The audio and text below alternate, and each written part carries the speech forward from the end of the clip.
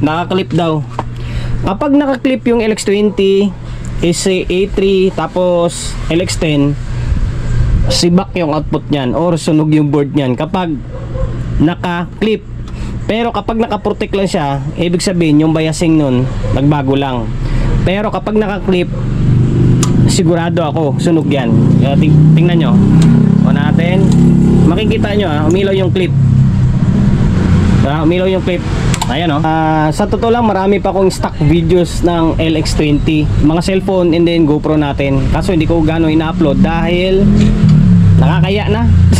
Sabihin ng iba puro is LX20 yung upload natin. Ito, singit mo lang tayo. LX10 naman. Okay, may iba muna tayo. Yan, LX10. Kakatapos ko lang gumawa ng Kibler eh. Sana ba ito? Kinarton ko na pala. And then ito, shoutout muna sa may-ari nito na taga Bulacan. Bali, masugid na customer na natin to. Ginawa na natin ng parang 2 unit na ginawa ko sa kanya eh. Yung powered mixer, tapos LX20. Tapos ito, dinalan tayo ng LX10 naman. Okay? Ang issue naman nito ay, ayun, nakaklip daw. Kapag nakaklip yung LX20, A3, tapos LX10, sibak yung output niyan or sunog yung board niyan kapag nakaklip. Pero kapag nakaprotect lang siya, ibig sabihin yung biasing nun nagbago lang. Pero kapag nakaklip, sigurado ako sunog yan. Tingnan nyo o natin, makikita nyo umilaw yung clip. Umilaw yung clip. Ayan o, sibak o, talasik yung resistor sunog o, diba? Kabisado ko na ugali nito. Kapag umilaw yung clip protect, sigurado ako sunog yung board. Okay, bali ito yung mission natin for today's video. Pagpasensyahan nyo muna ako ha. Singit muna tayo ng ganitong klaseng entry. Ace na LX10, naka-clip and then protect. Ayan, may sunog. Kaya binuksan ko na agad eh. Ngayon, ang deal dito, same lang din sa LX20. Dadagdagan ng fuse, tapos i-fix bias, tapos dagdagan ng output kung may pandagdag pa tayo. Tapos ano pa ba, i-fix bias, dagdagan ng fuse, dagdagan ng transistor, and then i-repair natin. Siyempre, alam naman mag-package tayo na hindi tayo magre-repair. Tulad nito, dami ng sunog and then maswerte na kung may matira na output dyan. Okay, wala tayo paligoy-ligoy. Channel 1 muna baklasin natin. Okay, pinalas ko na yung board. Natira sa may kabilang side, buti may natira pa dito. Ito buo to, buo ito. Itong may mancha, short to, sira. Tapos dito sa may kabilang side, ubos lahat ito. 1, 2, 3. Ubos yan. Pag mga ganito klaseng sunog yung board, sigurado ubos yan. Or may matira man, kukunti na lang. Dahil wala itong fuse. May fuse yan, isa, dalawa. Yan lang pinakmaraming sira. Pag wala, swerte na kung may matitira sa'yo, 2, 3. Yan, short. Piningot ko lang yung paa nito eh. Short to. Tapos itong isa, buo ito. Tapos itong isa, short to sa gitna. Yan, short. Tapos ito buo rin sa may kabilang dulo. Okay, buo. Tapos itong sa bias nya, wala, open na rin Siya na rin to. Okay. Ngayon, dito na side yung 551, 5401, biyak. Kapag biyak yan, check nyo, dalawa na yan, 5401, 551, kasi nasisira to madalas dito. Okay, tapos yung N4148 na switching diode, madalas nasisira din. Pero check ko ito buo eh.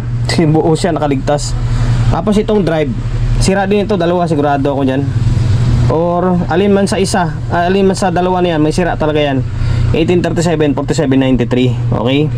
Tapos yung mga blue key na to, i-check natin or i-check nyo dahil na-open yan minsan. Tulad nito nga biyak, sumabog Tapos yung 10 ohms, yung 10 ohms na resistor, check nyo rin Okay, tapos dito yung nasunog dito, 150 ohms yan, katulad dito. 150 ohms, okay? Naani ko na yung dapat aniin. Nasa tingin ko sira Kapag naani nyo na, always check nyo itong diode. Kasi minsan nagsushort to eh.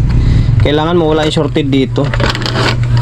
Kasi pag may shorted dyan, magtataka kayo, nagpalit na kayo ng output, is nasisira pa rin or may short pa rin. pala sira tong diode. Ito, walang short dito. Okay, goods na.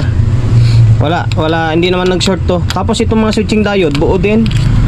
Buo rin to, oh. Yan, goods, hindi short. Goods din. Short lang naman to eh. Ang kadalasan dito eh, ito goods. Okay, goods. Tapos ang nasira ay ito, 1837 4793 confirm. Ay, biyak na siya, oh. Biyak siya or butas, oh. Tapos itong isa, wala man siyang physical na sira, damage, pero short na rin to. Okay, tapos 5401 551 dito. Okay, sira tong 1837 4793 551 5401.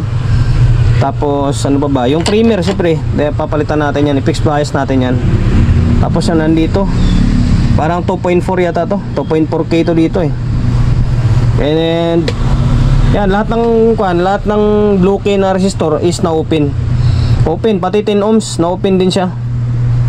Okay, tapos yung dito 150 ohms. Ngayon, okay, magpalit na tayo. Kompleto ko na yung mga parts. Okay, dito 1837 4793 5401 551. Yan. Tapos yung mga blue key sa may kabilang side, 4.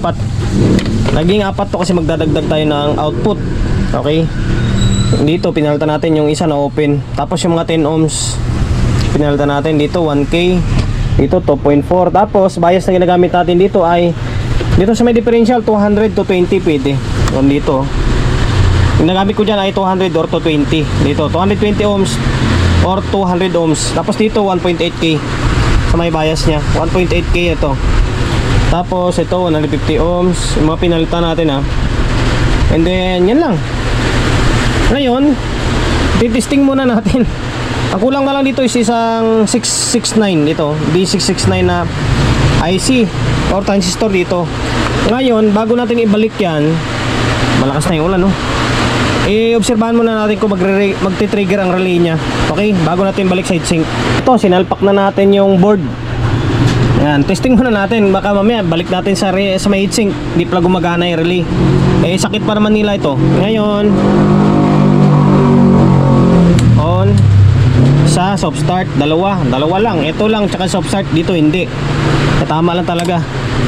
Okay, sa dalawa, ito wala. Yan ang sinasabi ko, sirain yung relay na yun, yung arrow speed. Ngayon tanggalin natin to, tapos palitan natin, tapos sabay balik na sa may heatsink. Okay, ito na, nakompleto na natin. Binalik natin sa heatsink to. Ito, pinalitan natin lahat yan. Tapos ito guys, may bibigay ko ulit na tip, although sa mga lagi nanonood sa atin is kabisado na nila. Kung ipapalit nyo dyan na transistor ay yung D669 na may bakal, pabaliktad yan, pabaliktad. Kailangan yung bakal sa labas. Ngayon lalagyan nyo na sa pin. Ayan, para sa tornilyo. Kasi sa sayad sa bakal, puputok yan. Tapos hindi yan pataob, pabaliktad. Kung makikita nyo, yan may bakal sa labas, oh. Nakalabas yung bakal, pataob siya. Ay, pabaliktad pala, hindi siya pataob. Okay, tulad din dito. Yan, ang sulat niya dapat dun sa ilalim. Ito naman 649 ito, para sila babaliktad. Okay, ngayon gawin natin dito, mamaya na lang natin testing to. Diretso na muna tayo dito sa may kabilang side. Dadagdag tayo ng output, and then yan na, mag-fix bias tayo. Wala namang problema to eh. Kumbaga nagdagdag lang tayo ng output. Bali naka 4 pairs na siya, 1, 2, 3, 4. Same din sa may isang channel, 1, 2, 3, 4. Tapos wag nyo kalimutan magdagdag ng bloke. Ayan dito, 0.25, 0.33 pwede yan.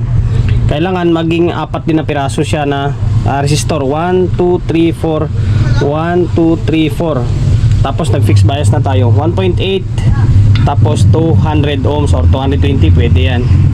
Okay, nagre-relay naman to. Ngayon balik natin to, tapos sabay maglalagay na tayo ng fuse. Okay, balik na natin to.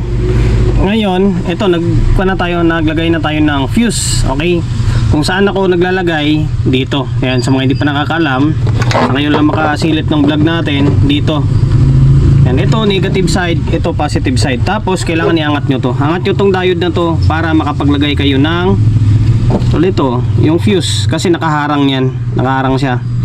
Kaya kailangan angat mo to. Siyempre pag tapos mo siya lagyan ng fuse o ibabalik mo yung diode. Ngayon ito yung diskarte. Dito ka magbutas ka dito. Tapos lagay mo yung fuse mo. Tapos puputulin mo siya dyan. Yan magiging silbing fuse line mo. Yan, fuse line na ito. Tapos same din dito. Yan, kaya inaangat natin to kasi nakaharang. Eh makita nyo may pinutol tayo. May isang pa dito, tapos paputulin sa gitna. Tapos kung wala kayong fuse box na ginagamit katulad dito sa akin, wala kayong fuse box, yan, ganyan, pwede kahit alambre na lang. Alambre na makapal, pwede yun, patayo. Tapos hihinang mo lang yung fuse. Basta makapaglagay kayo ng fuse. Okay, ako kasi meron akong ganito eh. Although pwede kayong umorder sa online. Meron din naman sa online ito. Ta-type nyo lang fuse box, yan, or fuse holder. Lalabas yung mga iba't ibang klaseng fuse holder doon. Okay? Tapos kung anong gamit natin na fuse dito, value niya ay 15 ampere. Okay, 15 ampere yan. Ay, may laman na yun. Ayan, 15 ampere yan. Okay, ngayon dahil nakapaglagay na tayo ng fuse line, balik natin tong diode. Balik natin diode, tapos balik natin yan. Testing natin. Balik na natin yung power supply. Yung board, ito, hindi pa nga tayo nakapaglinis. So mamaya na lang pagkatapos natin mag-vlog, saka tayo maglinis. Ngayon, eto na siya. Tingnan nyo kung ano mangyari Okay, pinalitan pala natin yung relay bago na yan. Yung Broadway ang nilagay natin dyan. Broadway yan. Okay, Broadway. Saan na ba yung, ito, mga arrow speed dito. Saan yung kanya kanina? Ito. Yan, arrow speed. Sirain to eh. Okay, ulitin natin. Ayan, tik. Ngayon maglalagay ako ng speaker Lagay muna tayong speaker tapos audio source para malaman natin kung may audio na. Sana walang problema na. Sa mga control niya sana goods pa. Maglagay na tayo ng speaker. Nakadalawang speaker tapos naka stereo mode tayo. Yung laptop natin gumagana. Sub na speaker ang gamit natin.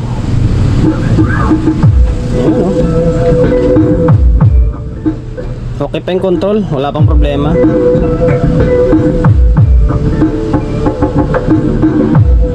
Okay.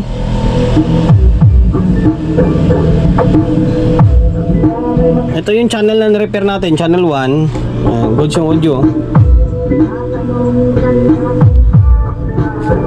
Dalawang channel. Okay. Okay, hanggang dito na lang. Sana nakapagbigay idea tayo sa inyo. Sana nakapagbigay idea tayo. Ace LX20, LX10, Ace na C3, halos isa lang sila ng design. Ang kinaiban lang ng LX10, medyo maiksi lang ito. Okay, yun. Nagdagdag tayo ng output, nag-fix bias, nagdagdag ng fuse, and then, yan, nirepair natin. Bali, ilang output yun? 5 output yung nadali. Okay, maraming salamat. Hanggang dito na lang